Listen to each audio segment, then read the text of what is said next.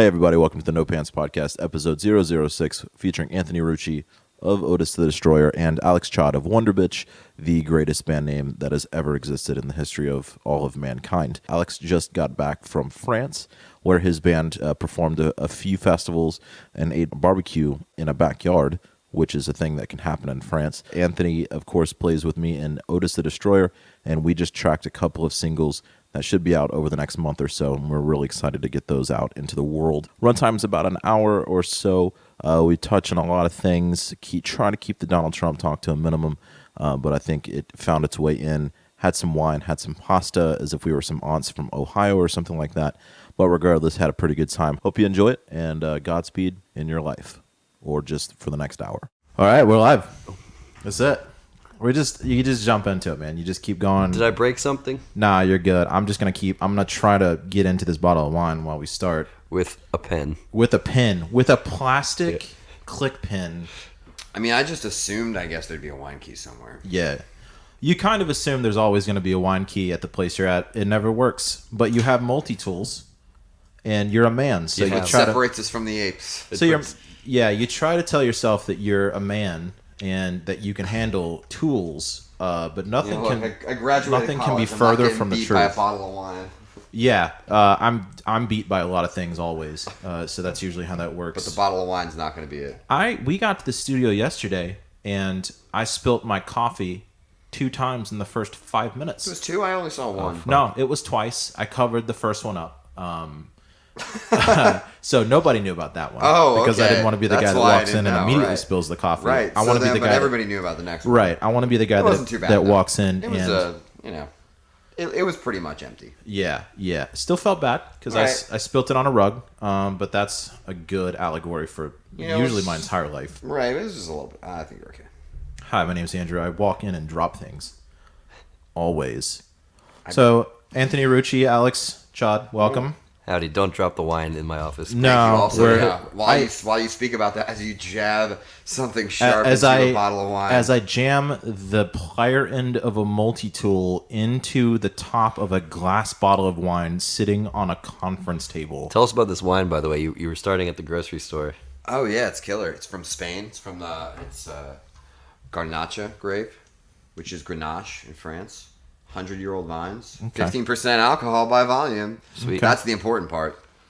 And less than $8. That's also. We had a girls' night pretty much for dinner, just like a nice girls' night. Some pasta. You get some pasta, some salad, some. You have some wine. I felt kind of want to cozy up with a good Daniel Steele novel now. Yeah. John Grisham.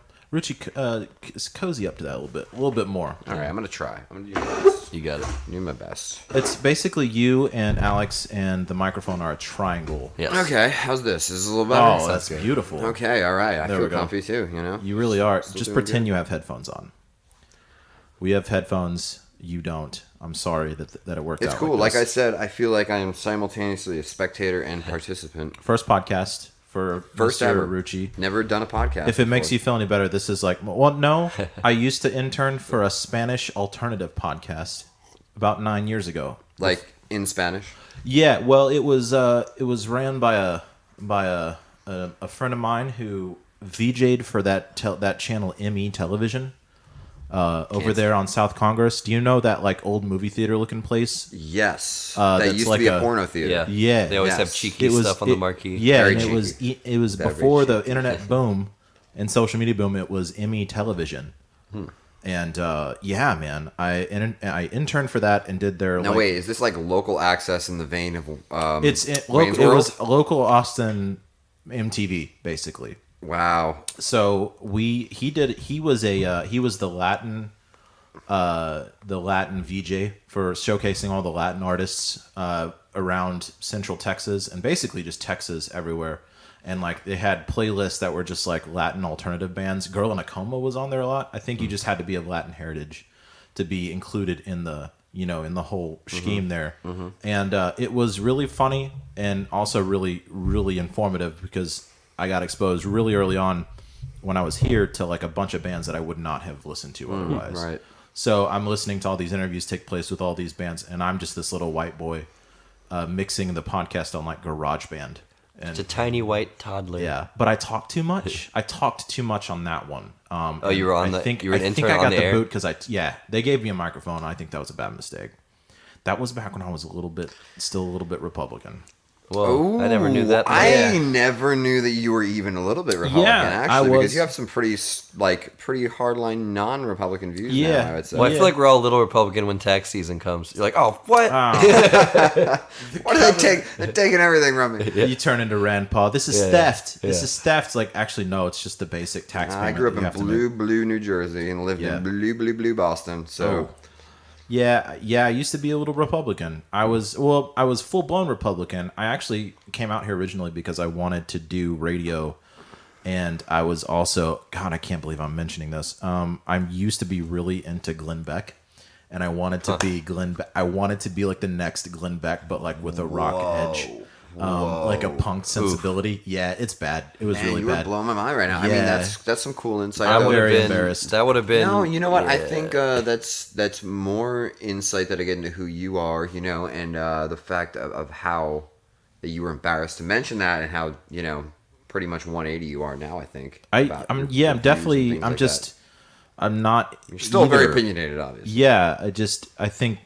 You kind of just get your parents' views until you develop your own, whatever those turn into.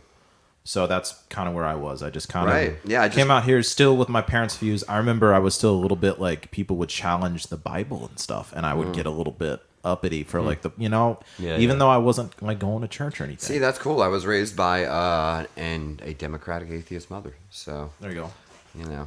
Oh, that is blue state. That's some blue state shit. It was awesome because like it's all Roman Catholics.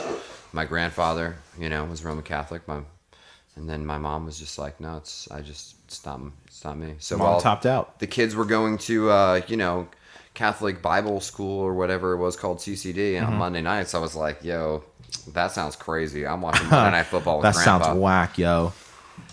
Who are we, by the way? I'm watching the Giants. I feel like we haven't talked. I feel like we don't know who we are. Oh, right. So, Anthony, introduce yourself. Hey, Anthony. That's me. Here I am. I play in a band with Andrew. He's a really good bass player, and I try to play guitar. I'm a sufficient bass player. Optimally sufficient. Let's go with that. That's probably the top level for bass. Yeah, it works. I mean, that's all you really need. You just got to pull it all together. Sometimes I feel like just being a bass player that isn't a guitarist out of a job is enough. Yeah, you have to kind of make that decision. I think sometimes when you're younger and you're like for me, I was like, oh man, okay, I'm like really getting into this. I really feel like I kind of should focus on one of the two. I mean, guitar players feel like they're a dime a dozen, and there's a lot of kids that are better than me right now. Yeah, but bass, it's just like. It's just not as fun, It's just not. I mean, I love playing bass, but you can't write songs on it. I mean, you can't. But it's just like there's limitations. Yeah, it's a choice you got to make early on if you're really down with doing it. I just started doing it because my brother couldn't play that, and he could play everything else. Nice. So Luke is like basically. He's not older than you, is he? No, he's got me by 3 years. But what I have in years, he has in hand-eye coordination. So he is able to get his hands on basically any musical instrument and give it a go. Does he play a lot of video games? No, not that much. He just plays instruments, and he's athletically inclined more so than I am. He beats my ass on the golf course a lot. Sometimes that shit translates. Yeah, and I just remembered. Can we curse on here? Is this like it's what's the deal here? Yeah, we're all adults here. I don't know if we're like also like trying to show. This will be one of the premium packages. I mean, we were just talking about how your parents apparently are premium package, conservatives and what have you. It's okay. My mom might listen, and if she does, hello, Mom. Hey, Mom. How you doing? Just trying to make sure I'm. Just be forewarned. Just be forewarned. I'm being myself. I'm a terrible person. My mom is a sweetheart. She used to have a box on her TV that she inherited from our grandmother, her mother, that basically would before internet-based TV and voice over IP technology with TV, it would go through your cable box and it would actually filter out curse words for you. Whoa. So it was like a censor box. That existed? And I think my mom secretly wishes that still was a thing. Mm-hmm. Because, oh, man. I was just trying to watch scrambled porn. Yeah, there you go. I think a lot of us were, yeah, definitely. Alex, we didn't introduce you. You've been on the podcast before, but I guess through process of elimination. Was that episode 1 or 2? That was 2. Sweet. Out of the plethora of episodes that we've done, the 6, the wellspring of episodes we've done. The bounty, the Santa's suitcase of episodes. Suitcase. We're just growing. It's like a garden. You grow the garden and you watch it grow. You paint it with water and seeds. I don't know. And then you paint die. things in the garden. Yeah. I like that you're kind of channeling your inner Bill Burr a little bit. That's what I just, I listened to him for like 2 hours. The other day. ladies Driving back from Dallas. That was, plenty of time. Yeah, I'm Alex. I'm from Wonderbitch. I'm sure it's gonna say this in the little blurb below the weird picture of me you're gonna use. We're still trying to get the wine bottle open, and I am so nervous right now. No, I got. It's this. a cork versus a knife. I don't know how I we're got losing. this. I got this screwdriver thing going in So here. we've switched on the multi-tool from the bottle opener to the screwdriver on the wine bottle, and it's pushing in a little bit more. I don't know if I should push in or pull out at this point, and that's what she said. I wasn't gonna go there, but you did. I will always go there to the detriment of everyone who knows me. Maybe it's like those dungeons in Zelda. Speaking of, he was playing Zelda earlier, where it's like there's like a slot, Zelda, but on Game Boy. There's like a slot for each of the weapons you have to get this thing done. So once we get through all the tools in the multi-tool, it'll be like dee dee dee dee dee dee dee. Zelda for 30-somethings, which is wine bottles. There's something about hitting your 30s where you just, like when you're in your 30s, you just want to drink more wine. Yeah, beer just hurts yourself eventually. I just get sick of it. I just got to switch in variety, spice of life. That whole thing. I found that. Wine is just easy on the stomach. I will say too, I got to this point with beer. I was working, when I was finishing college, I was working at this Whole Foods and selling like beer and wine. I'd worked in liquor stores for a while, and I was like, I thought there was this like big fucking beer connoisseur or whatever, Belgian Trappist breweries and whatever, and like, oh, you can't just not taste. You're just drinking Miller Lite and like, you have no palate.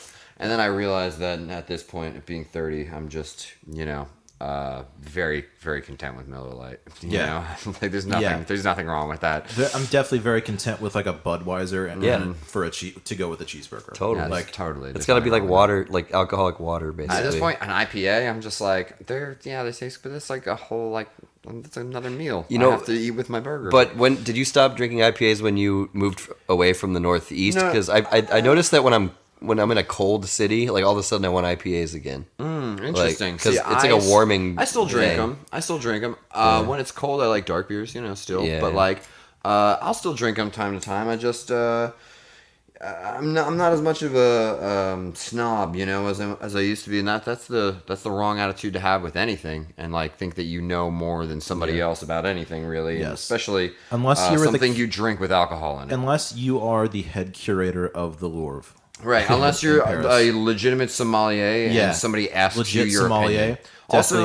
Also, being asked your opinion says something for it, because unsolicited opinions are pretty much what Facebook is. So I don't want any part of that. It's okay to know more than someone on a topic, but it's like if you're basing your self-worth on that, then you're an asshole. Yeah. Also, just don't be a dick about it. It's like, I know more than you. I've just got to cry myself to sleep, but I know more about beer than you.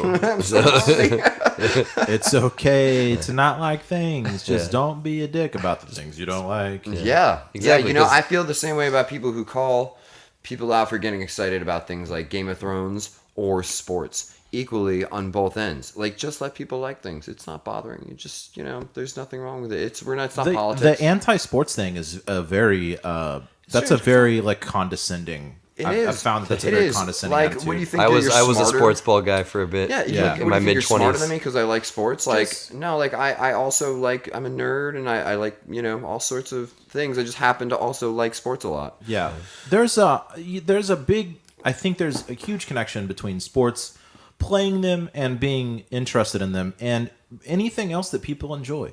And like, if you want to get specific, like any sort of art that you enjoy, where it's like, absolutely, I'm really into records and I'm really into this. Yeah. You are basically into records and art for the same reason that people get into sports. Yeah. And it's escapism, and it's admiring somebody that's good at something with their life. Absolutely. Continue. No, I'm just saying, you could say that like any sort of athlete is equally an artist as much as, and that might sound like a pretentious ass thing to say, but like I really think it's true. Like I think anybody that dedicates their life to like just becoming tremendously good at something and excelling in it. So I really enjoy watching sports, particularly, my favorite sport to watch is the NFL. And Yeah. like as an organization, they are a mess, and I don't condone any of it whatsoever. But like it reminds me of like growing up and like watching it with my grandfather. Yeah. And it's almost nostalgic too to a point, but particularly that to me the NFL is the peak of what a human can do with his body. Yeah. Once at the peak of his ability, like watching like diving catches and stuff. Like it's the same thing in baseball, hockey, whatever. Like you're watching somebody at something who's honed their craft their whole life, and their craft is their body and their understanding of this particular sport, Right. And what they're doing with it. Just the way that if we're musicians, you're honing your craft, playing your instrument, and what you can do with it and create. And I think they're creating, just something in a physical form. I have a theory that just came to me about why I was resentful of. Now I'm down for whatever. Like if you like sports, fuck yeah, I don't care. Yeah. But like I think what it was we grew up in a time where like kind of the zeitgeist was like sports are cool, nerds are losers. Yes. Yeah. So it's like I Fair was like, point. but I'm not a loser, and I like lots of stuff that you consider nerdy. And now it turns out that shit works pretty well in my favor. The stuff I got into Right. when I was a kid. Stranger Things is a huge show. Game of Thrones is arguably the biggest show on, That's nerdy as fuck. on the planet. It's super nerdy. Yeah. I mean, it's basically a soap opera with dragons and zombies and shit. But yeah, so like once I got over so I basically grew up where like I was in the lower caste system of the not sports people because Yeah. I wasn't very good at it, so I was like I I wasn't for couldn't sure relate either. to And it. I also, Yeah. I'm the same place, man. I had a certain resentment about like, that these kids that are at, better athletes are touted, and the quote unquote cool kids or whatever you want to call it. Yeah. But when it came down to it, like none of that shit mattered. And you realize that later, but when you're a kid, you can be like, sports are for the jocks, and like, And now they're all accountants. It's definitely right, insurance and salesman. we're, Yeah. doing whatever Some we're of doing, them. I guess. Yeah, I think I think the band Fuel is a good example of what happens when you get the football players' guitars. So some of them went on Were to they be football musicians. I'm assuming. But that narrative definitely existed in junior high for me. Not so much in high school, I don't think, but definitely in junior high there was like a hierarchy, and it existed there, and it existed in the pop culture. Wait, But Cork's You coming guys, out. Cork's you coming guys, out. you guys see it? I wish oh, the people listening Jesus could see, Christ. because man, like- I just like, Oh I my can't- God! You just MacGyvered the shit. I really did. I'm destroying the cork currently, And but none of the like, cork is making it into It's the okay. wine. You're keeping it out of the bottle, and that's all that matters. We're gonna. I got a little bit more work to do. I I'll drink think some here. cork. I'll suck some cork if I have. Yeah, there you go. Suck cork. That was actually an a insult t-shirt. that the cable box replaced on my mom's TV for Really? a while. Yeah, Suck suck cork. Oh, my favorite is in The Departed, right? When you're watching it on I don't need. We're back yeah, to square one. I'm not going to take any spit from you. if you're watching it on some kind of like AMC or whatever, you and they're saying at one point Matt Damon, he's a state police officer, and they're playing the firefighters in a football game, and they beat the whatever they lose. Yeah, and he's like, he bunch of calls quiz. the firefighters, you're a bunch of homos. Go save a cat from a tree. So when the AMC like overdub replacement is firefighters, you're a bunch of yo-yos. What about they started doing jokey ones? Loosely similar to the. Yeah, that's okay. At the end of that era, though, they I started mean, doing. I can't even watch Goodfellas though on like cable. Scared me. Yeah. Ooh. They started doing I know. jokey ones. Just pouring like, the wine into his hand. Hand I wine. know what I'm doing here. I got a whole method thing going on here. Still working on the wine, guys, for the listeners out Yeah. there. I think we're gonna have to go full on shoving the cork into the wine. We're gonna There we drink a go. little cork, like I said, but Rucci's on it, I man. made some He's, progress. And, we're just. I broke the seal yeah. Ooh, here. Ooh. Ooh. that sounded gross. Yeah, that's not.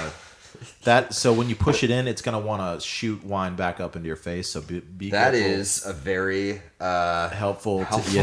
helpful tip. I It's gonna appreciate want that. to. Yeah, so back to the whole the junior high thing. That deal was definitely you had. So did you guys have a half hour where students just sat around before the first bell rang? You went to homeroom in Yes. junior high. So That was high school, actually. I didn't have that in junior high. for me in junior high, there was one main hallway, and there were 3 other separate hallways for each grade. So each grade got its own hallway. off of the main hallway, and then there was like one other hallway for like all the weird classes that other people went to, or just all the students. I'm not sure what was in there. It's like life skills classes and shit. Home But ec and what have you. yeah, so there was one park bench that sat outside of every grade door, and you essentially sat outside of your grade door roughly. And the hierarchy went that if you were the most popular in the class, you sat on the bench. Whoa. So, and this was the silent heart. Nobody really talked about this. It's just kind of how things kind of naturally developed. That's how most of those kind of things. About halfway in into your adolescence 6th grade work. year, so sixth, Yeah. 7th grade, about a few months into your first The 6th whole grade back year, of the bus it kind syndrome of thing. like pulls a Darwin, and like things kind of start, and then that's how it is for the rest of junior high, right? So the most popular kids sat on the bench, followed by their right hand men and women, loosely separated around the table, first row. So it was kind of was this stadium Houston for seating. you?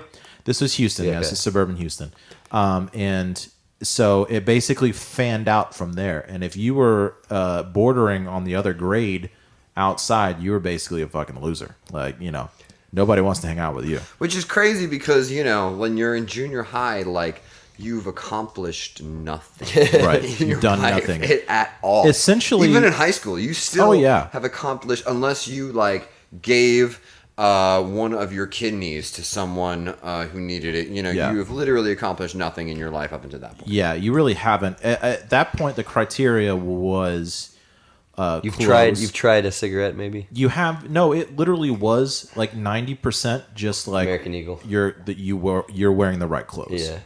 To school in junior high, because you know, you're not I was, really doing anything. Yeah, because I was definitely a rebellious little junior high wannabe Yeah. punk, you know, for sure. I think it literally broke down into how well off your parents were.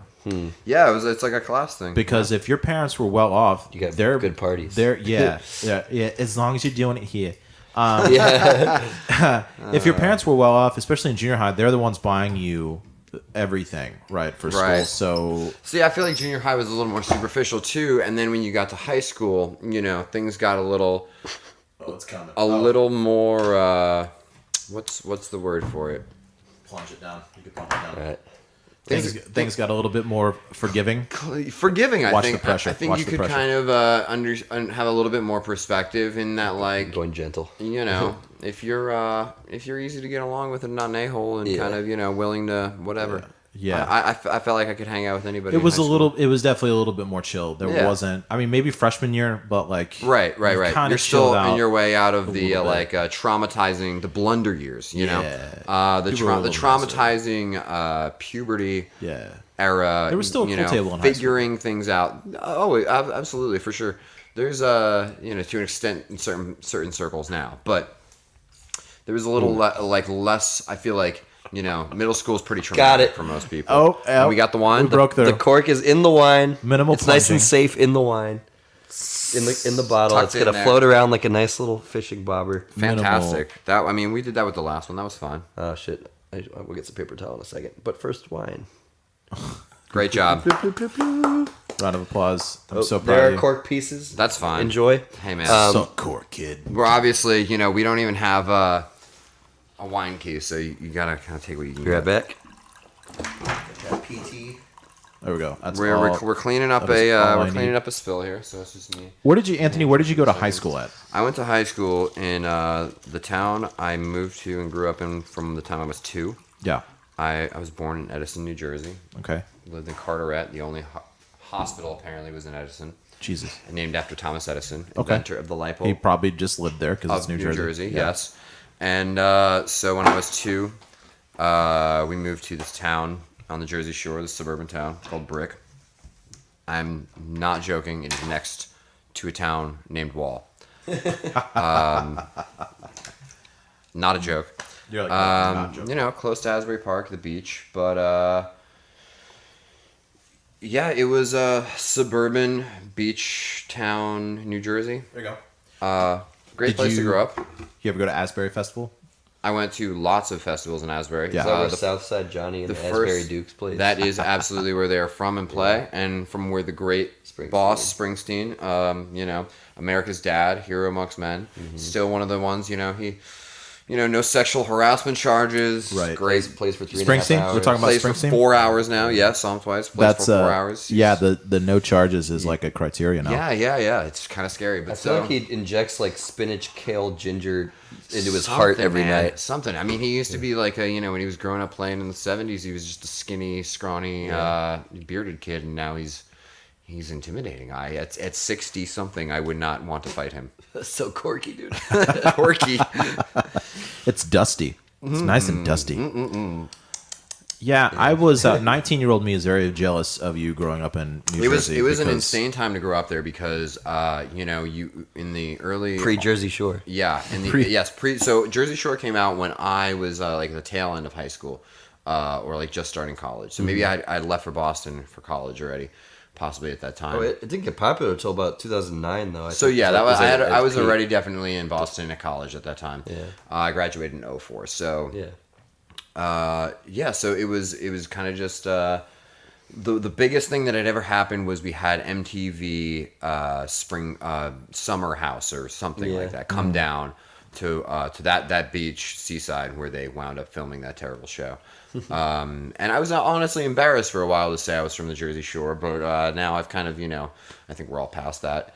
But was there an alternate way of saying Jersey Shore if you wanted to tell, like, I'm from Jersey or just like near New York? I would kind of just say I would reference Asbury Park because that was about 15 minutes, 20 minutes away. And that's the first Springsteen album, so it's got a little bit of a better ring to it. Yeah, for sure. So second maybe. Jersey Shore was the first round, the first incarnate of the Instagram ass models. It was the first round. I feel like that's the. I don't know if Instagram was right. Well, if it was, it was very. It wasn't. It wasn't. Okay. But the quote unquote scene at that time in the early aughts, late 90s was a lot of it was happening in New Jersey, and the Saves the Days and the Thursdays and Coed and Cambria. That's why I'm jealous of you. That's why younger me is jealous of you. It was a good time to grow up there, and then I loved Lifetime, and there was also plenty of hardcore going on too. That was pretty cool. Yeah. But you guys had basements. Yeah, that was really. I'm not gonna lie. The basement shows were great. They happened in Boston too. Basements are fantastic. I miss them. I wish they were around in Texas. We don't have basements. All that limestone, man. There you go. We had we have community centers. Right. So we did have a lot of shows in VFW halls, Elks Lodges, the Knights of Columbus Hall. You get the picture. But yeah, I remember I saw a bunch of crazy bands at that our local VFW hall that came through, and that's kind of where I grew up, between there and a club in New Jersey called Birch Hill that closed since. But it was such an oversaturation of bands. It was suffocating, and there was a lot of pay for play going on if you were a kid trying to be in a band. And, so that was kind of brutal. Pay to play. Right. Yeah. So you would buy tickets from the promoter, and you would have to be responsible for selling them. Yep. And then it would be obviously you would gain the profit at past a certain amount of tickets sold. Yep. Which was so oversaturated, and there were so many kids trying to play music at that time that it was just, they got away with it, and it was all garbage, and because they were all trying to emulate like 3 bands. Kids get away. I mean, they get away with it now in Austin. A Red Gorilla. Oh sure, yeah. Kids. Oh yeah, definitely. There's enough of a spread of kids here. Prepubescents. Oh yeah, just young kids really wanting to get into it. And Can you imagine working for one of those companies and like hearing what what you're just shanking kids, just hearing what music, what the people are saying about your company, and you're still like, yeah, this is what I want to do with my life. Rip off kids who want to play music. That's a Norm Macdonald joke. Here's what I want to do: rip off kids. Yeah. No, I can't. They probably don't think about it much because they're too busy trying to make money. They're trying to manifest their Ferrari by ripping off children. Yeah, that's weird, man. Which, that's that being in Austin, it's such a the pay for play. As soon as people found out that was happening in 2 clubs, they shut down immediately. Yeah, because that's the kind of place Austin is that I appreciate about this city. You think you think stuff like that's going to be harder to do more and more? No, because it'll be DJs. They'll start with the DJ kids now. Oh yeah, they're suckers. Yeah, because they all know that's what's the hotness, and that's right only now. Yeah, that's what's going on. Yeah, let's get the DJs. I don't know. We'll see. I don't Like as a 31-year-old, I'm not gonna try to guess where anything's gonna go or be mad at anything the kids are into, even if I hate fine. it. You know what, I kind of enjoy that they're. You always want to see more kids playing guitar and getting into music and stuff, but if they're doing something else with music, that's cool, and then that leaves more, windows and opportunities for the rest of us instead of having to be like, look at these kids coming up. But you just be like, I don't know, they whatever, they make beats. I don't know about any of that. I think there's going to be less and less of a concept of quote unquote making it. Yeah. And more as more kids come up and grow up and get into music and stuff like that, more and more of like, oh, I'm just using the internet to do this because it's this day and age. And a lot of them won't even give a shit about making it. It's just like, this is what I do. And a lot of them through that will just be like, cool, I can make money off this now. Because they're, learning how to upload videos to YouTube. My niece uploaded a video to YouTube the other day. She's not even 2 years old. Hell yeah. And she got on my mom's phone and like figured out what her favorite video was. Goo goo gaga. Yeah. and I hate the new Avengers. So it's that was her comment. Yeah. And she did that. And so you're gonna have more and more of that. It was meh. But I mean, if you wanna take a sidetrack with that, with the SoundCloud rap, I don't know how familiar you guys are with that whole scene. The Lil Peeps and the Lil Pumps of the world. 5 people will probably be listening to this podcast on SoundCloud. Mm-hmm. Right. So, Lil Peep, if you guys aren't familiar, 21-year-old who just died from a Xanax overdose. Oh, he's Peep. He's Peep. Lil, and then there's a scrolling Price is Right wheel next to the Lil, and you just like flip the wheel. Yeah. Right. He had something about his grandma's word. nickname for him or something, whatever. But I think more is like you pick the prefix is Lil. Yeah. Which is crazy that's still going. Yeah. Because that was dumb when we were. That was dumb in like 2003. Right. Lil Wayne. I was like, Lil Bow Wow. Why is he so? Why do you like this guy's trying to call himself Lil Wayne? Like, whatever. And here he is now. He's basically a billionaire. Sure is. He is And rich. he has no idea what's going on. Beyond his wildest dreams. The codeine just ate his brain. Yeah. He's got no brain left. Lil Wayne, if you're listening, you're all right with me though. In a world where Lil Wayne is the president. Basically. Would it really be that surprising though? No, I mean at this point, no. I mean, we should prepare ourselves to say President Johnson. President Johnson. President Dwayne Johnson. Oh, I'm alright with that. I'm actually Right, alright that's with the that. thing. If it's got to be a celebrity that's fucking brand or has a brand or whatever, fine. Yeah. I'd vote for The Rock. Yeah. I feel like The Rock would do it well. You know what I'm You'd saying? think- Like, you'd I think. see- Find people to do it well for him, I think. Yeah, Yeah. Well, The Rock has the wherewithal to, like, the mental wherewithal to do what he's done with his career. Right. It wasn't inherited. Right. It wasn't a lie. Yeah, it wasn't based on a lie. And he's not a fucking piece of shit. And you could tell that he's not a piece Right. of shit. And so, Maybe I don't agree with everything you think, Yeah. but Don't you're care- you seem like a halfway decent not human to being. sound like Chris D'Elia too much, but don't care who you are. Trump's a piece of shit. He's a piece of shit. Like, Yeah, you know he is. And even if you voted for him, You know and that he does not have respect for people, for other people, for humans. Right. With the Navajo thing, he's got them in front of an Andrew Jackson portrait. yeah, Forget Pretty the weird. Pocahontas Yeah, thing. pretty. Andrew Yeah, Jackson, like you just don't care about little these tone people. deaf. Yeah, Trump just doesn't You give a just shit. think you're better than them, and you don't care. Yeah, doesn't give a shit. Anyway, we don't have to unpack a whole Trump thing either. No. Because that's like a whole. black hole. Last night Makes me Seth tired. Meyers was makes on me tired, when I got too. home, and Seth Meyers was on, and he literally his entire front end joke segment, like how the first 15 minutes are jokes and stuff. Yeah. I think he does them from his desk, like monologue. Liquid Update style. Okay, and it's all just Trump stuff, and I'm just like, man, like I get it, but like maybe fuck off. Somebody You know what the I'm other saying? day, Taylor in the studio was like, he was talking about the Pocahontas thing, and I think Do not bring this into our creative environment, please. no. So he goes, did you hear what Trump did? And I said, what? Say some crazy shit? You could literally say anything Like right now. be terrible? I don't know. Guess what Grandpa did? Oh, what? Shit his pants again? Yeah. Yeah. That was Sure. It. That was it. The hilarious thing is, it's not even a media painting him in a negative light. It's literally just what he says Right. with his Twitter feed, which is coming straight from his thumbs. It's like, if you think about it, Here's Twitter or texting is like if you're texting somebody and they text you hello, they're texting you a telepathic thought. It's coming from their brain to their thumbs, and it's never even spoken out loud unless you're one of those weird people that speak what you're texting, which I don't think we should hang out. But tweeting is the same way. You're getting a telepathic thought from a person's brain into a computer screen. It leaves that screen and gets into your eyeballs and into your brain without ever being spoken in the physical world. It's telepathy. So we literally have a telepathic line straight to the president's brain, and that's what's happening. Yeah, he's not thinking like he probably doesn't edit it, so he's not like, okay, I wrote it like this. Definitely does not edit. So, so there's a straight line.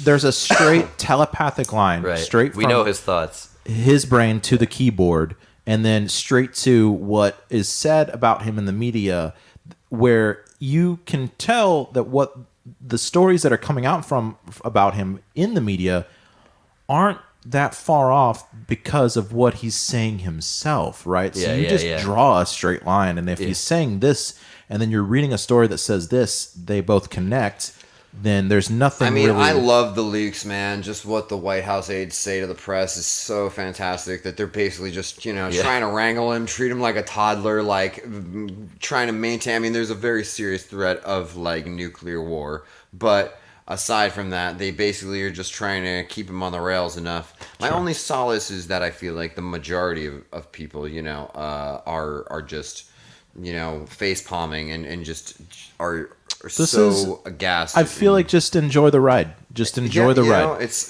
hilarious. I'm looking for Joe Biden 2020 or something. The thing that sucks the most, Dwayne Johnson. I feel like there is like in Trump's head, there's a cool version of Trump.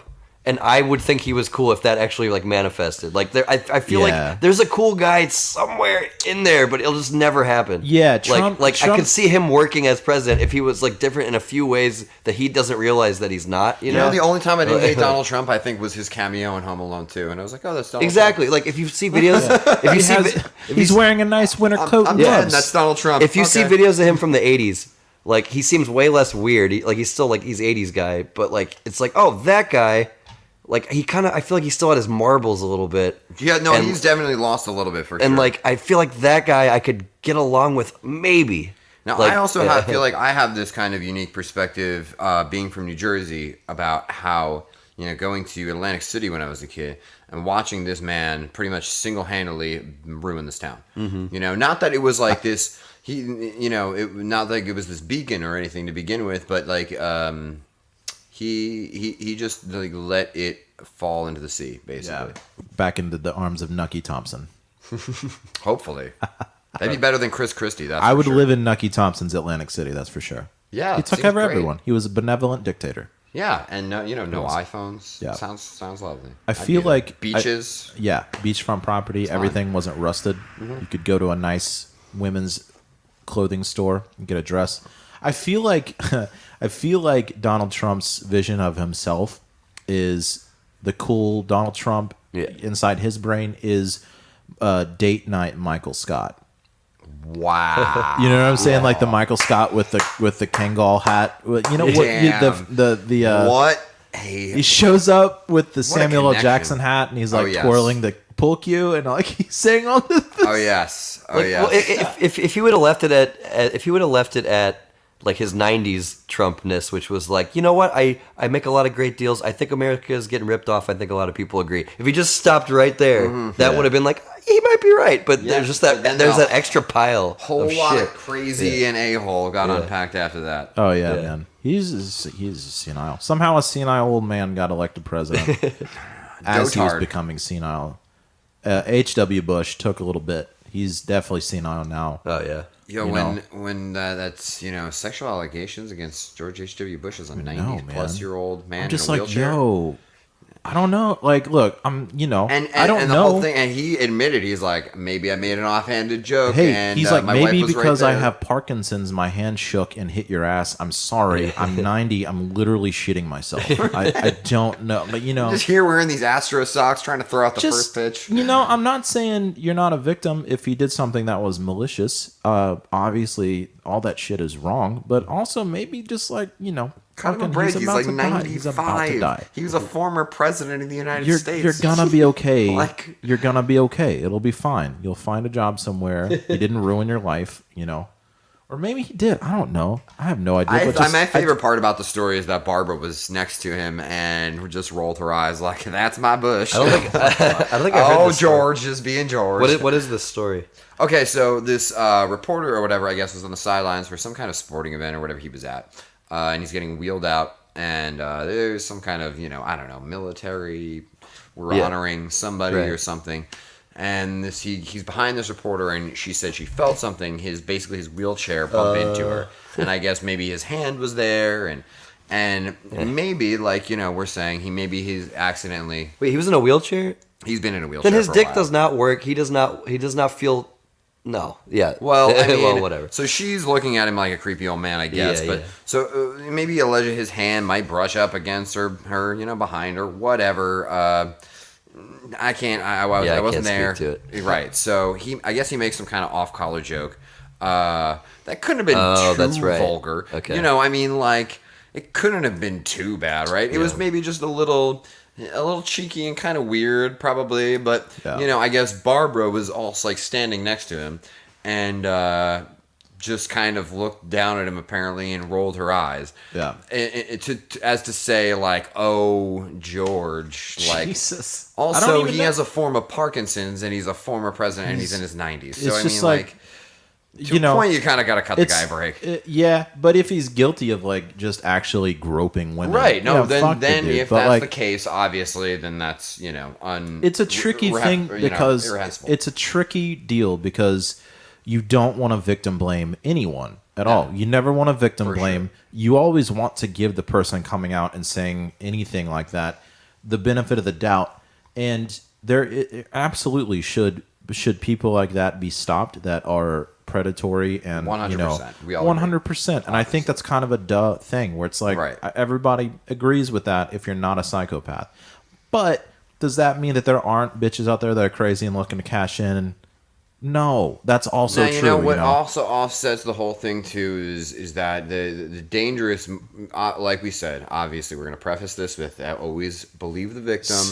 Yeah. It could, but the whole Duke lacrosse team scandal was that was a while ago, very wasn't it? bad. Yeah, And it was happened. it was That a was a while ago. thing. It was about 4 years ago, maybe, right. but it was a complete lie, and that kind of set a dangerous precedent too, where and then you have this whole Ezekiel Elliott thing now, and I don't really know what to think about this, and it's going to trial. Who is Ezekiel Elliott again? Running back for the Cowboys? There we go. Okay. Right, so he's suspended currently for some trial allegations. Oh, there we go.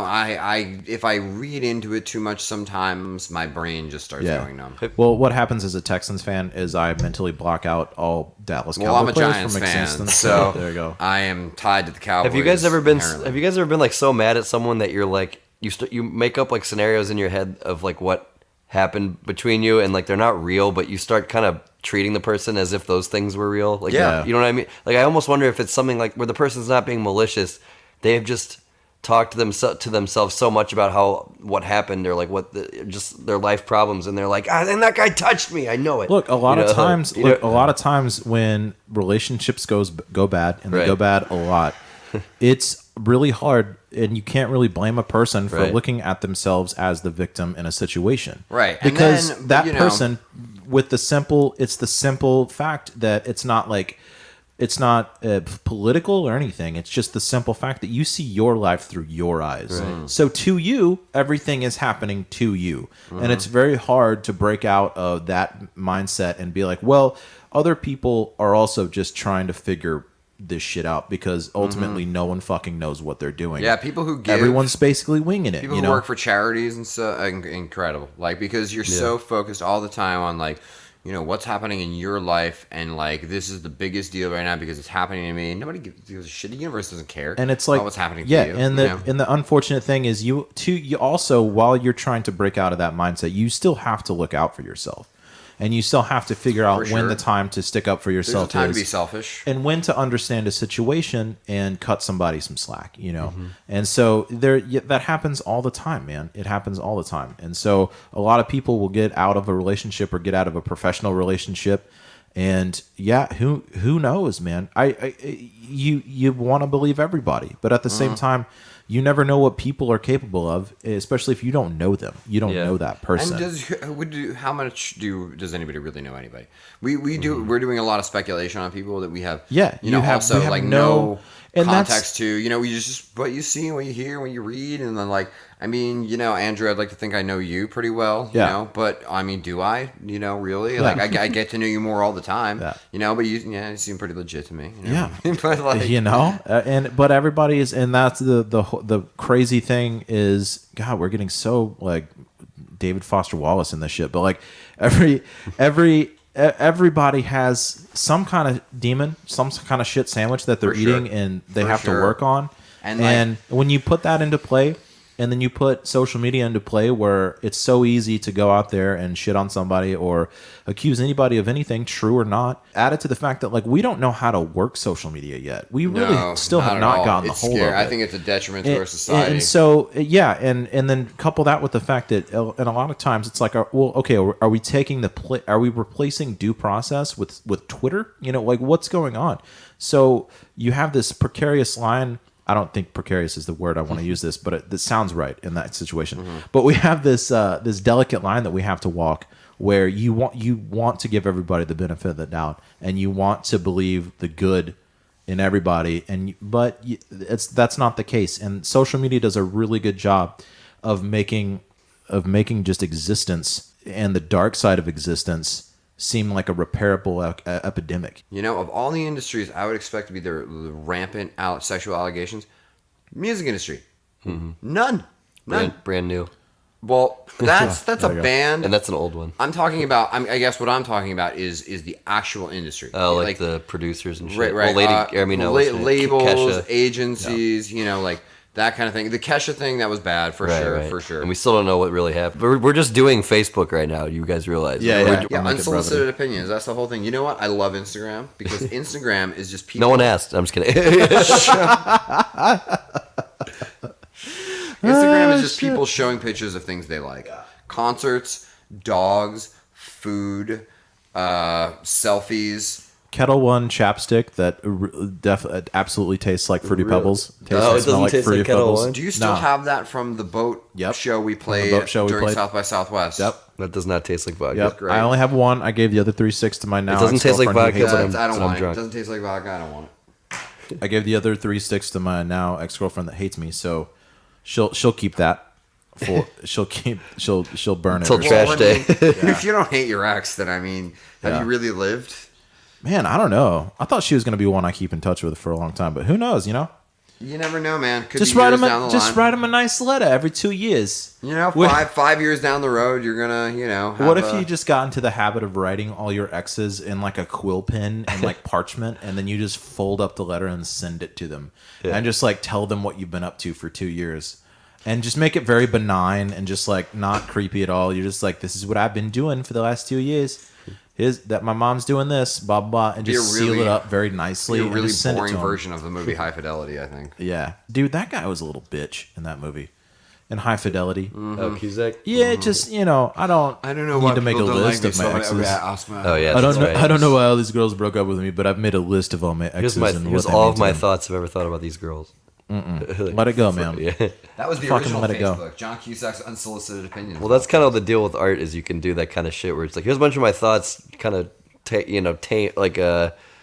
like manicured for your pleasure, like Yeah. I think that's what podcasts are. You know, I like listening to Bill Burr and Mark Maron because I think they have interesting things to say. And about audible.com. I don't think about MeUndies. Recruiter. Zip. I don't even mind ads because of the way they do they it. may make them work. No more sweaty balls. And it's like the old radio style. That's the crazy part. Is like when the host would break and give you like an ad himself. And Speaking of which, we need to break for ads. I wish people See, that's would what you sponsor have me. to do is you got to work on that sponsorship. What's a remember quirky, Lugs? what's a very quirky Austin business I could get to sponsor us? Oh, there's Comey. so many, dude. Planet Yeah. K. David Comey. David Comey, the attorney that rocks. Oh my god, I should get David Comey to sponsor That'd this be great. podcast. I actually have a hookup. Justin Hanrahan that used to play drums for us. He Shut played drums up, for man. David Comey's band. God. Oh my god. Yeah, that's real. That's Oh a wait, thing. he actually has a band. Oh yeah, I remember going to Spider House one day. We were going to a show at the ballroom, and, Yeah. and I remember just people just tapping everybody on the shoulder, being like, "Dude, That's David that's Comey. David Comey over there. Shut the That's David fuck Comey. That's up. fucking Does he David still have the dreads? I don't understand the mentality behind David Comey. I feel like now this is to be clear, not related to James Comey. yeah, I don't. Yeah, with an M, Comey. I don't want my lawyer to be like me. You know, Yeah, I want him to be a lawyer, please. I would rather him just be. I want him to I look want to like be a the. fucking lawyer. I want him to look like the dudes from Suits. Yeah. As much. I want him to be a douchebag. We had a really funny running gag about, like, my buddies came into town from Indiana and they saw that billboard and they're like, what's the deal with this David Comey? He's like a lawyer, like rock and roll lawyer. And then we made up these like skits like, hey dude, you're gonna have to jam it out in prison, man. I just got back from the court, man. You'll be good, dude. I'll sneak you a fucking guitar, man. You'll have a good time, dude. Jam it out for about 5 years, man. We'll get you out and rocking and rolling in 6. He basically will be the guy that sneaks weed in for you. That's why you In get a David cake Comey. with a Yeah. file. Yeah. Dirt weed. No, I even remember pointing it out to my mom. I was like, Mom, this crazy billboard, right? Yeah. She was like, what do the lawyers think of that guy? I'm like, Yeah. oh, they've got to hate him. They've got to just... But we decided that he probably they're player haters. He walks in, right? And the judge just goes, you know what? Whatever. Just throw the case out. I just don't want to even... I don't even want to deal with Don't you. deal with the What rock is and his roll record? lawyer I don't want today. to deal with you right now. Yeah. Does he Rock and even roll. win cases? Like, how does that even work? I think we should dive into this at some point. Do a little R&D. Like, what's his record like? The next episode we should definitely Yes. bring back some Comey stats. Yes, let's revisit the Comey. I have a friend who is a respectable lawyer in Austin, and I'm gonna get his thoughts. Yeah. It's I just don't need my lawyers to look like me. I think we have a thing in this No, town. I know we don't look like David Comey though. That's the No, thing. but like we're musicians and stuff like that, and I think I don't know. There's this weird thing in this town where everybody tries to pitch things to all of the people like us as if we want everything to be like Rock and us, roll themed. and I don't Yeah. need everything to be rock and There's- roll. Rocket, themed. like There's- Texas Music Water. You guys Yeah. been hit up by them before? Yeah, yeah, Like yeah, it's, yeah. but it's something on the back end. No, with music, they but they donate. Yeah, I think, yeah. to some music. But still, it's organizations. like yo, But it's to me, music. No, water. it's like to me, it's like Austin Realty, the realty that rocks. You know, like it's. Have you been to a show, the motherfucker? Austin Rock Store, like. Buy all your touristy Austin. To me, I think it's baiting the tourists a little bit, and it's also like just really misplaced, trying to pander to us. Yeah.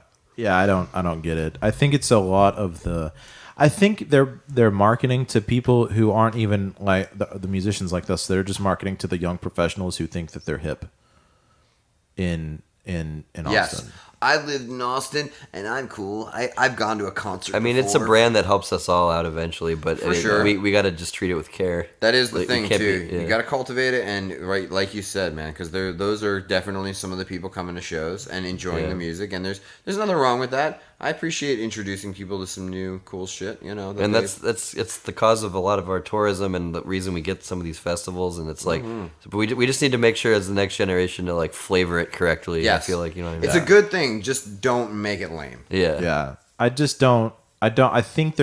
don't like things that are trying to be cool. Just try too hard. Yeah. Yeah, I don't care It's like about forcing a round peg into a square hole. I think that's my age too. I think maybe more people I think you're more into that if you're in your 20s.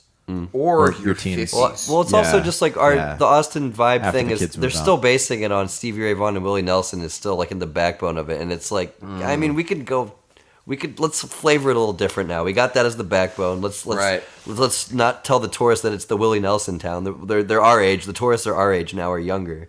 Right. Right. But that's a really good point. All my yeah. friends are, from New Jersey and New York and Boston are starting to come here for their Like, bachelor oh, parties. Willie Nelson. Yeah, Like, dude, we don't have to be the Willie Nelson town. Like, fuck yeah, we're the Willie Nelson town, but we can have a new flavor on top of that Right. fucking cake. The the very last show at Red 7 ever. Oh, yeah. Before it closed and became Barracuda. it was the Riverboat Gamblers and Mike Weeb on stage. My friend was saying, I think when we look back, Red 7 is going to be one of those places like Old Emo's and Liberty Lunch that we're going to miss, and was one of the important venues in town, because if there aren't places like this, then you're just going to have a bunch of Stevie Ray cover bands on 6th Street. Well, that's Red River. They're damnedest to stay going, and it's kind of working. I appreciate it, man. Yeah. I mean, those curfews, they changed the curfew. That's my jam there, man. The curfew thing is huge. It's so good. It's so good. It's an extra band I every appreciate night. Mayor Steven Adler. If you're out there, want to give you a shout out for sticking behind Austin, wanting Austin music to happen. Old Steve. I feel like every mayor we have has not the drummer of Guns N' Roses. No, that would but be funny very odd. that's the same name. Steve Adler is his name. Very first drummer of Guns N' I Roses. never knew Steven that. Adler. Steve Adler was also the Outside tough, Commissioner. smart lawyer in Houston. Steve Adler. No tough, shit. smart lawyer. Yeah, he was a television lawyer too. Oh, that was Not- his brand, was not a Tough David. Smart. He was the tough, smart not lawyer. the attorney that rocks. Yeah. No, he didn't rock at all. He was tough and smart. In Did fact, not- he was anti-rock. See, I want Steven Adler, the tough, smart lawyer. Yeah. I don't want David Comey, the I attorney don't. that rocks. No. You're like, oh, he's going to understand if I got busted for weed, man. Yeah. I don't care. I want the guy that's going to get me out of that charge. Yeah. Hey, Mr. Comey, when you get a minute, I would like to discuss my case. Sorry, man. I was outside blowing a fat stack. Yeah, I can't remember what we were Would you talking have about. Would you have David Comey on to would you ever consider having David Comey on a podcast and just talk with him for even it could be a limited amount of time, like give me just like 20 minutes, half an hour. I mean, if I had a podcast that was in the wheelhouse of having somebody like David Comey on, not that it needs to be that popular, but mine isn't yet. Maybe that's your stepping stone. Maybe you're the guy that lands David Comey. The next milestone is David Comey. When I have David Comey on, that's definitely when I know that I've taken it to the next level. David Comey. Speaking of Comey, I'm remembering the conversation we had earlier tonight where who the fuck calls a hot dog a coney? Yeah. Remember that one? Coney. I think people in Coney Island, Brooklyn, do not We're just call launching into this. hot dogs Conies. Yo, we are not calling. What's up with conies? What's up with conies? Straight up. If you Here's want- let me tell you 10 things about conies. Okay. No, just kidding. I would never eat a hot dog if it's not in Chicago. They make some good hot dogs. What? there. What about Frank? You been to Frank? I all right. I don't think those are hot dogs. To me, they're like brats and sausages. Okay. Like bangers. You're not like I'm talking about a hot Oh, dog. just like a kosher beef. Yeah, Yeah. like Vienna beef sausage from Chicago. With the neon Sausage. green really shit. No ketchup. dome dogs at the Astrodome. Dome dogs, dude. Oh, Fenway Franks were very good. Fenway. Don't get me wrong. Astrodome They were dogs. Dodger dogs. Well, a little underrated. The Dirty Or Water a little Dogs from New overrated. York, no way, man. The what? Not happening. The what? Dirty Water Dogs in New York. Were they really called that? Oh, Because they're that's- floating in the dirty yeah, water? That's what people call them. Yeah, God. and you don't eat them. I Yeah. mean, if you eat them, I'm gonna judge you. It took me a long We time had to figure kosher's out best in Missouri. what hot dog flavored water meant from the Limp Bizkit What record. was he talking about? Hot dog flavored. I Like- think very literally the hot dog flavored water, Yeah. though. Wait, was it? Well, Was it? chocolate starfish was butt. Was it Obvious. butt? That was a butthole. Obviously. Is the hot dog flavored water like some kind of vaginal I was thinking that was just semen. secretion? Yeah. Oh, I guess just- it could be. I doubt it. Man, wow. Let's get into Limp Bizkit a little bit. Oh, I don't know much to say. That band was exactly the band that needed to show us how To rock. how horrible we were how as a awful human we species. were as humans. Yeah. I think they checked us a little. I think the real check was that Woodstock '99. Ooh. I think that was the real check, is to look at what you created. Because Rage Against the Machine was the thing. They were Yeah. the real deal. Yeah. And They the were the bass soulful player thing. has actually apologized for inspiring Limp Bizkit. Oh, yeah, he did. But the weird thing about Limp Bizkit is everything about that band, the horribleness. I mean, you could say that their music was hokey or whatever, like the music, not the vocals. But if you actually took Fred Durst out of the picture and just listened to that music, especially on that Chocolate Starfish record, it was pretty decent music. I can't speak to the Chocolate Starfish record. I will say $3 Bill, y'all. Yeah. The music was okay. And they were trying to do something different with the DJ. And West Yeah. Borland was kind of weird and had some stuff going on. But Fred Durst obviously ruined everything. It didn't age well because it was a bro in cargo shorts and a backwards baseball hat rapping. The late '90s, early Yeah. aughts, very weird. We let a all of lot us. of Late '90s was very strange. we let a lot of bands. Pre 9/11 America, very strange. We're responsible for a lot of bands being very rich that we should have taken responsibility for. I feel like as a species. But just think of all these little towns all across America where that music made sense. You know what I mean? Like my Yeah. little brother, for some reason, was really into When you just Limp want to Bizkit. wake up and you just want to break some shit. Yeah, you know? break Like, stuff. Or wake up and put some keys and grab the makeup, like sit some down, you know. Yeah, that too. I don't know, but like you're like, who would ever have liked this stuff? And then you spend like 10 minutes in the small town between cities, and you're like, oh, yeah, I don't know, yeah, this seems to work here. There's like, a reason Slipknot came from Iowa, you know? Oh Yeah. shit! I didn't know that. Like I mean, I got now thinking about, you know, 6th grade, 5th grade with the kids with the alien pants and the Slipknot shirts. Yeah. I get it now. I think Right. more than I ever did, you know, Yeah. when I was that age, because I was all about just Nirvana and Green Day. You know, Right. that was like it for me. It was the logical progression, but I think we allowed a lot of bands into that sphere of consciousness that had vocalists that just weren't good at all. Like Crazy Town was a one. How is Which- that guy which had their not hit- had sexual misconduct? Their hit allegations? song, Absolutely, their hit yeah. song was a 5-second sample of a Red Hot Chili Peppers song looped, and then he rapped And over then it. talking Was about it really? Yeah, I'm pretty sure that that butterfly. Butterfly? Yeah, that was Yeah. a Red Hot Chili Peppers instrumental song on one of their like middle career records. Whoa. It was like kind of an interlude bit. He took 5 seconds of it, looped it. Yeah. Man. Definitely, he was definitely talking about a little girl. That was like that girl. Oh, I don't that remember girl those was lyrics besides the chorus. 100% about a 15 You're year my old girl. butterfly sugar baby. Maybe I'm probably even getting that wrong. Such a sexy, pretty little thing. I don't know. This I mean, there's information- always been lyrics like yeah, that. that's true. That's true. Yeah, But I just want to since, believe like it. Aerosmith 'cause I and hate 'em. like you know there was. I'd like to think AC/DC was like the guys that got it right on that kind of level. They were like the guys were like, we're dudes. If you're fucking with our girl, we're gonna punch you in the face. We're gonna be respectful for her, but like, damn, she's cool. You know.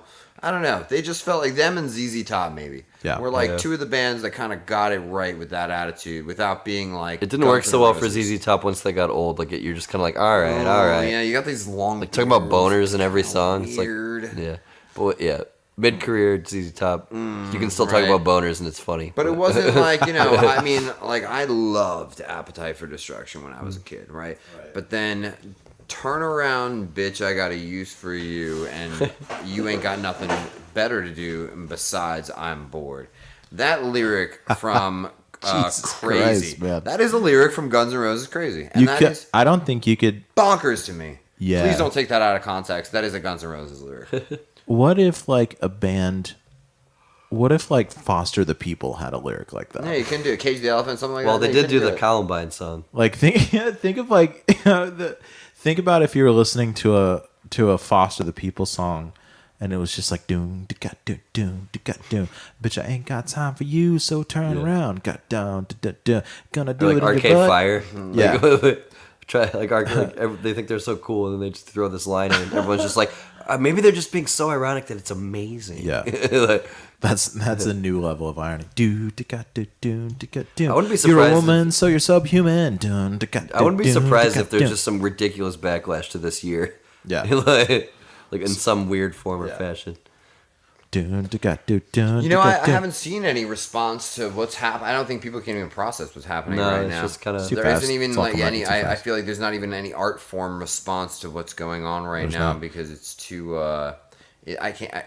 I feel like in the, you know, we'll say 60s, 70s, 80s, 90s. But there was Right. Those were defined. Those were decades that had an identity. That had something to galvanize them, to get behind, or reacted to things in their environment, and you understand now with perspective why this music came out at this time. There's just it doesn't make sense anymore to me. None of it is. Yeah. Well, also the avenues of all that shit being put out into the world were down to like 3 avenues. You had CD warehouse or whatever the fuck you bought your CDs from. You had MTV, and then you had radio. That was it until like 2000, you know, and that was it. So you could actually channel, and if you are any of the 5 companies that were responsible for media trickling down through any of those 3 funnels, you can absolutely manage and craft fads that you wanted to come into existence. Totally. Or at the very least, you could corral co-opt one. spontaneous energy and then tail that into like 10 or something new bands that are carbon copies. Right. And the GarageBand thing was like the last kind of deal with that. The what? The GarageBand deal. So of the early 2000s with the Hives and the bands. Oh, right. okay. For a second, I thought you were talking about the Apple program. No. You actually meant the actual band. you the mean rock the revival. Strokes. The the rock Vines, revival. The Strokes, the Hives, Sure. the White Stripes. So a couple of them made it out. The So White that Stripes was were the great. last one, and that was the last kind of dying breath of at least these record companies following that model. And now it's 360 deals and trying to get some sort of hold on 360 what deals are even old the now. internet. But like you see a lot more of them now because it all that's makes left. them more money, Yeah. and they need more money, and so it was easy to do that. And so the new metal thing was like kind of happening right around Napster, and that's why you saw all those bands. And for some reason, to bring it back around to that, we just like. We just thought bands like Hoobastank and shit were like worth giving a lot of money to. Well, we were just told that constantly. They had a really Yeah. funny band name, at least. We were just empty. Like the TV was like, "Don't be like your dumb old parents. Hoobastank's worth putting money towards." Yeah. The fact that people were listening to what Carson Daly said was just so Well, no, I think everyone always kind of Carson. kept him at arm's distance. He's just kind of like the nerdy guy who like you accept. What's up? I'm Carson Daly. I got one pinky nail that's black. He was What's gonna that be about? a priest or a golfer, but he Yeah. wound up hosting like the most successful music program Yeah. of the late '90s. Yeah. Yeah, I wanted to go pro in the golf circuit, but also that true? I think I have an S&M dungeon. he was a golfer. He was either going to be like go to the PGA Tour or be a priest. Oh my gosh, Yeah, but he wound up being Carson Daly. that's great. He's like, I might have an S&M dungeon. Does he still have his show, his late show? I think, Is yes, he does. it Colbert because now? I've got the the Menzingers hoodie on. They're a great band, and they posted a video. So what he does is he cuts to. He has bands. They're like at a venue. He'll actually cut to a band at a venue that's Yeah. playing, and they just get like a really good live feed of this band playing whatever. Like they're like, My we're friends gonna were film on this that a for couple Last times. Call. Yeah. Yeah, and I think that's what he does now, and it's cool for bands because they really don't have to do anything different and just let him come in with like his cameras or whatever. Yeah. He's still Let's be doing on it. Last Call with Carson Daly. I Oh, would let's so do that. Oh yeah, does he still do that show? I think he does. Still a 'cause show? I think this is all happening pretty recently. Yeah, let's do it. Yeah, sure. Yeah, I'd like to. Yeah, it'd be fine. I don't know. Yeah, I had no idea that the guy was still doing it. You know, I had I'm no, a dork. no clue. Yeah, whatever. Oh, I'm way. Yeah, I don't know how much of a dork I am. I'm not sure. I just like. I just got But really it doesn't. excited. I about think we playing we Game covered Boy. that. It doesn't really matter anymore. No, it 'cause doesn't. Dork does. Turned out that right. Dork didn't really mean It turns anything. out that Marvel is making these Yeah. like several $100 million movies Dork that people movies. are all going to see. Yeah, Yeah. And Game of Thrones is the biggest show on television. yeah. And the video game industry is a multi-billion-dollar industry. Yeah, it's like you're such a nerd. Yeah, so was fucking Zuckerberg. Now, Yeah, now yeah, he he's laughing owns your life. all the way to the bank. And we're gonna segue into Skynet somehow. Yeah, yeah. Thanks, Mark. Nah, just let Skynet come in. Let it wash Yeah, over you. There's whatever. too many things. Oh yeah, Too many we're- things. There's too we're many gonna- things. We're gonna get like kind of a Matrix Skynet kind of hybrid going on. Yeah. I'm gonna go to the bathroom and have a cigarette. You do guys, that. You guys we're do gonna, your thing. We're gonna for a keep minute. going. You do it. There's too many things. We just need Skynet to come and get rid of like half the things, and we'll be good. Yeah, yeah. Actually, if they could kind of come in and take over, clean shit up a bit, I don't think I would be that. There's about 12 things I would like to see gone. I Yeah. bet if they could take 10 of them, I'd be Yeah, grateful. if they could do away with like 10 things, I'd be cool with that. Just manage the chaos a little bit. I think a lot of people would definitely Skynet welcome comes something online like and it's like, present me your things Yeah. for destruction. that. I wouldn't be that upset at this point. Just save net neutrality, and then we're good. You know? Yeah. Take care of net neutrality as long as that's good. I mean, Skynet can come in, do whatever. Do Yeah, whatever you can they have all want. my info, just don't make me pay Yeah. for YouTube. That's fine. Well, welcome you. We welcome you with arms wide open, just as long as there are less Creed songs. Did you About see my having your- Instagram post today? Yeah. That was Well, and you with- could hear the voice too. with arms wide open. Yeah. So you went to France Yes, I did. and played music there. Yep. Did you tell me? So first, things first. Tell me about the cheese. The cheese was great. It was like all the things you see French people do in cartoons. They do all of that. They don't have like the berets and like the stripy shirts. Like it's not like the look is different, but everything, all like the habits that you would see in like a Bugs Bunny cartoon of a French person, they have it, and they're great at all of them. They're great at they chain smoke, and no one gives a shit that there's chain smoking going on. Yeah. And they can't smoke inside anymore, and all the cigarettes have like nasty aborted babies on it and stuff. Yeah. Because that's just how Europe works now. Yeah. But yeah, like they got the cheese, they got the good cooking, they got the wine, they got the coffee. They drink wine in the afternoon and like go back to work. Yeah. Like, I don't know. It was exactly like in a certain way, it was exactly like you'd expect, but it was cool. And what did y'all? So Wonderbitch did what there? You guys had some shows. Yeah, we played a handful of gigs for. Basically, there's this Austin party that they throw in this town in France called Angers every year, and this year just through friends. We made friends. We have friends that are part of that crew, and so they were like, "All right, you're our friends. You come be in this party because it's fun. Check it out." Oh we got there and we were like, "Yeah, this is an Austin party." And so it's like there's a number of Austin people there just acting like it's Austin, and like we're all on vacation together. And then there's like kind of a ring of all of their French friends they've made over the years going to visit, and then they've got their French friends, and so it's kind of this big. We're just there making a party, and then we end up meeting people from these other cultures, this other music scene, this other art scene, and it was nice. It was like I couldn't even describe how this came to be. I've heard the story a few times.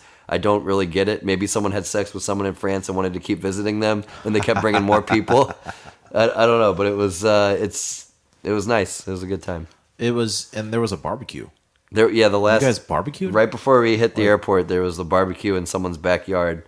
Oh my god! In France? Yeah, well, that was the point. It was like Austin people. They brought a couple chefs over from here, and they're like, "All right, French people, let's show you how we do the barbecue." And so they made like these fucking dank beans with like brisket in it, and like I think it was ribs. It might have been brisket. I don't remember, but it was Jesus Christ. Yeah, man. it was basically it tasted like one of these food trucks with the good ass barbecue. Well, holy shit. Yeah, and then everyone was just kind of quiet and polite eating this barbecue, like very good. Drinking cocktails, and like there were Austin like singer songwriters up on a stage playing. Yeah. And it was just like a nice little. It was weird how quiet it was. Like I feel like if it was in Austin, it'd be like very like not rowdy, but like not like in like a tailgate sense, but Right. like in a just lively Austin crew. Right. But it was just kind of just like yes, this is very nice. This barbecue. Like, Oh my god! It was a courteous barbecue. Yeah. It was a nice, courteous French barbecue. Yep. Holy shit! What was the like the response to like what is it like playing for people in France? It's good. I think they like music over in Europe more than in a more true sense than people do over here. I don't know. I'm not trying to sound pretentious about it. It's just like Well, it's true, man. they're sitting there listening to every note. They actually give a shit. Yeah. So I mean, in there you can actually kind of nerd out with people a little bit more. Yeah. I feel like they definitely don't hate people from Texas there. No, they were actually constantly apologizing for their bad English, quote unquote, but they were all really good. They understood way more for what we were saying and could speak it great. And we're all just like, je m'appelle Alex, and they're like, oh, we're so sorry for our English, and we're like, dude, stop apologizing. We understand every word you're saying pretty much. Yeah. And if we don't, you come up with the right word within like 5 seconds after a breath. Right. So it was like they're like, do Americans hate us? And we're like, no. But and that's the funny part is a lot of people here who are typically very super liberal and like apologetic towards European culture and stuff like that. I think they hate it. They hate just generally America on behalf of Europeans more than Europeans actually do. I think they like it's just different media making it over there. You see a lot of people. Everybody that at least goes over to perform and stuff like that. Especially if you're from Texas, they're like, "Oh, holy shit, you're from Texas! That's fucking rad!" Right? And so and they love it. And so it seems like a bunch of people that haven't really been to Europe that much will say that Europeans hate Americans. Yeah, they didn't really come up. And then you actually go there, and it's like if you talk to a diverse mix of people there, that's not the case. So in the 2000s, I went to Europe, and there was an exception to this. Europeans don't hate Americans. At least this was 2004 Right. or 5. They didn't hate Americans. They hated Bush. They hated W. Yeah. So they were like whatever. Like they were like, we got there, we were at a bar or something, and these like English guys are like, "You kids have to do something about W. Bush," and we're like, "We can't. We're not of voting age." And he's like, "Just do what you can. Just do what you Just do can." anything, man. They think about Trump now. Yeah, they're probably shitting them. People didn't even ask about Trump in France. I don't know. I think everyone's just trying to not think about him so much. Right, so you've been to France recently, right? That's what we were talking about. So my funny anecdote to add is when I was in Spain last year. One of the last few nights we were staying there, you go into the hostel, and you could see the screen from the desk. And there's this guy, Mahoy, there, and he's from Valencia. It's a few hours south of Barcelona where we were, that we went to. But, so he's got Spotify pulled up on the screen. It's all in Spanish, but he's listening to the Black Angels. Nice. And Nice. the three of us are there, and I go, "Hey, man, like, that's pretty cool. That band is from where we're all from. And he said, "Okay." In Austin, Texas." And he goes, "Holy fucking shit, man. Austin, Texas, live music capital of the world. I have to fucking get there." Yeah. And that was so, like, it made my heart happy. It just was, like, very reassuring to me that, like, this guy from across the Atlantic Ocean thinks this about, like, this city that we live in. And the guy we stayed with in France, Maxime, he was super cool. He has been here a couple times, and he still thinks of it in that magical way.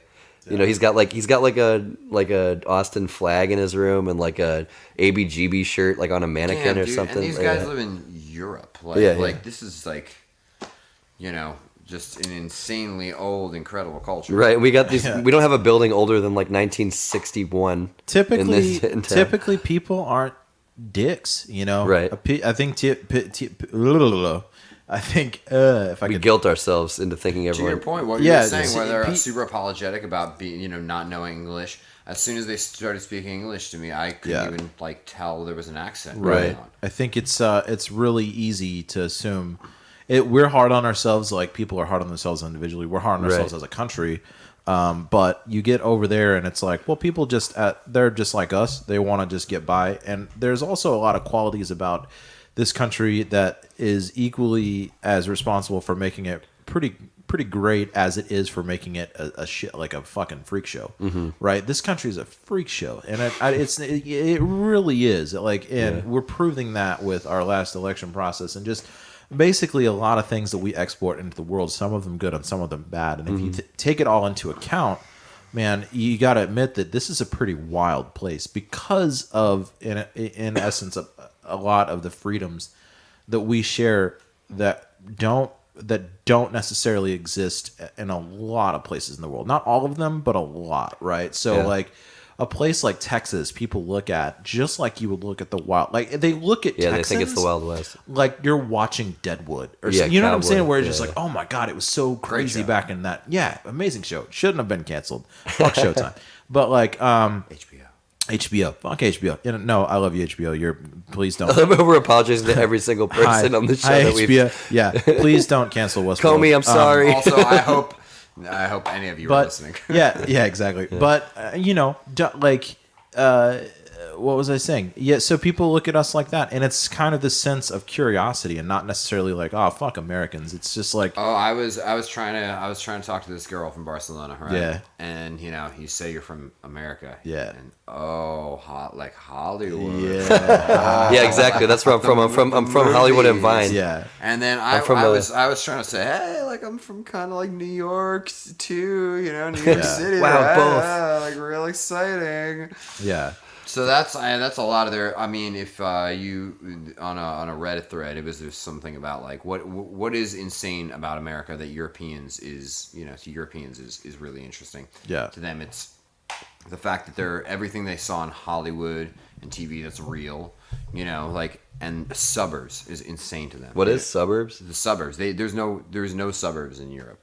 You know, it goes from city to country, and there's no strip malls. Like it's a foreign concept to them. The whole like Lansing, Pennsylvania suburb concept. But And Probably because it's, I don't know. But I wonder. I often wonder if it's like like they have different kinds, like levels of diversity, like in European towns and stuff, to where it's like people aren't like scared of the races and try to separate themselves off into these made up parts of town. Right. I mean, I'm sure some do, but it seemed a little different.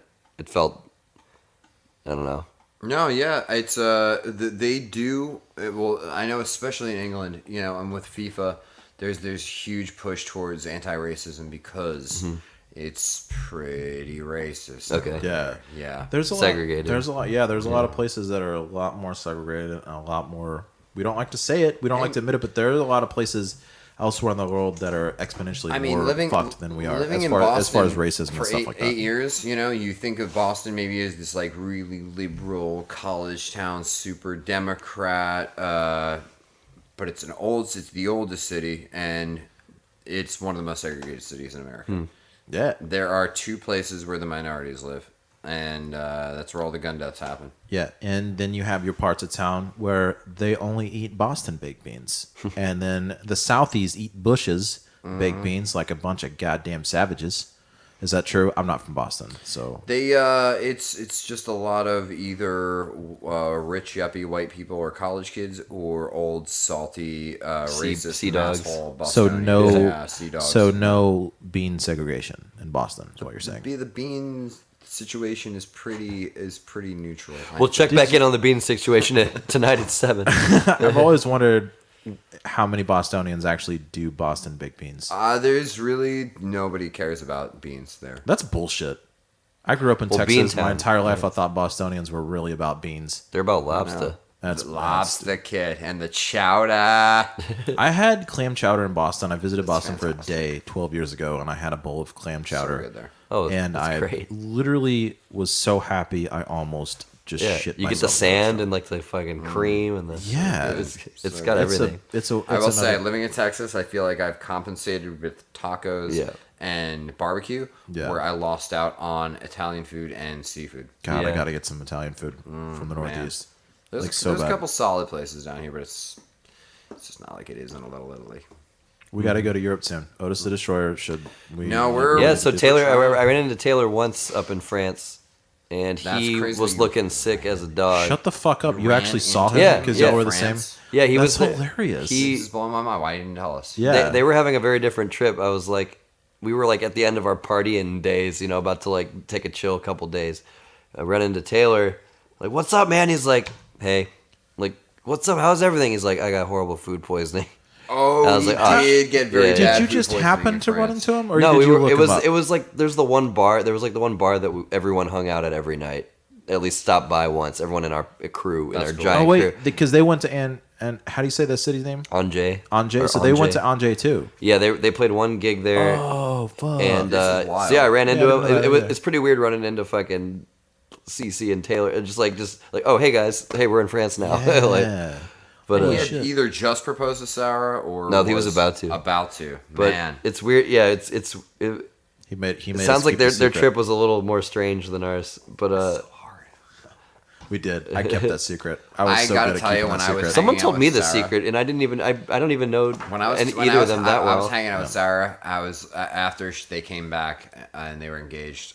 I was telling her, Sarah, like I knew for weeks, and it was so hard hanging out with you because Sarah is a way older friend to me than Taylor. Oh, yeah. Right. Sarah's my friend from college. Oh yeah, I went to Berkeley. When together. I was like, yeah, we went there together, Oh, and Back Bay kid. she was my friend since like I was like 19, 20. Where I've only known Taylor for about 4 or 5 years, Mm-hmm.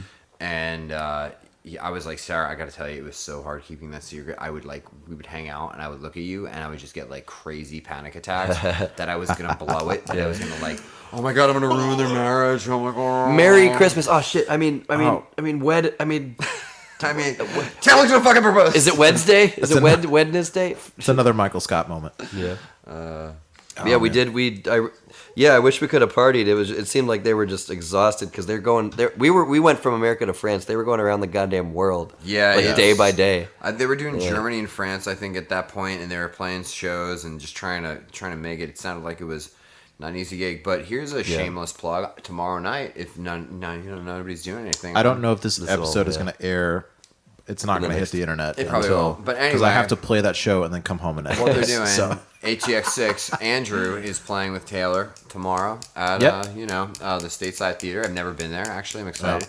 What time? I got to tell you, I'm buying tickets there because I'm not paying like $7 in fees and taxes. I've gotten to get to know these guys a little bit just from playing these gigs. I need to have the Project ATX people on this show once or twice. Mm-hmm. That's another deal, man, where I would go to these gigs and like you never get a chance to really Right. sit down with people. That's why Yeah. I'm doing this thing because Fantastic.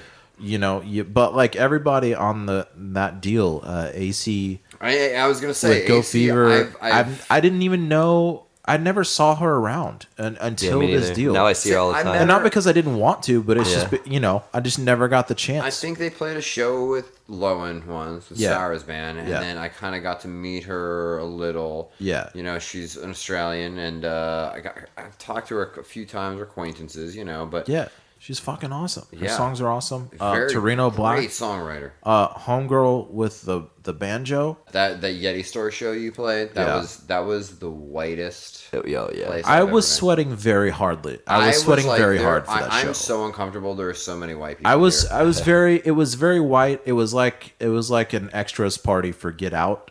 Yeah. Get Out had rapped and they did the rap party at Yeti. But I wasn't sweating a lot because of that. I was sweating because it was very well lit and during the daytime. Dude, but it's also And I'm one of the not- best sound systems in Yeah, town. and which I'm is not pretty used weird. to. Sounded great. For some reason, I'm just not used to playing in a room that's like very Daytime. well lit. Yeah, like totally. you playing in your living room. Right. Like, I think if you want to get better, you have to play in places that are super out Yeah. of your comfort zone. yeah, you that know? was not in my comfort zone because I sweat a lot. I mean, the more you play out of your comfort zone, the better you're going to get at playing out of your comfort zone. Yeah. And I definitely wouldn't sweat there are as a couple much things now. that work out. Like that boat show we played on Town Yeah. Lake was super fun. That was Didn't sweat a lot for that one. one of the funnest shows. There was a ever. nice breeze. Didn't sweat a lot. Thought I was gonna drop my pedal into the lake. Didn't do I that. thought I was that was going to nice. fall into the lake, Yeah. but I wound up waving to people on the bridge and in other boats. That was a blast. That's where I got my vodka chapstick. It is indeed. All these We're all stars now in the boat show. 7 months later. That should have been. Yeah, Marilyn Manson just should have done a song about yachts. And then that's where he left it.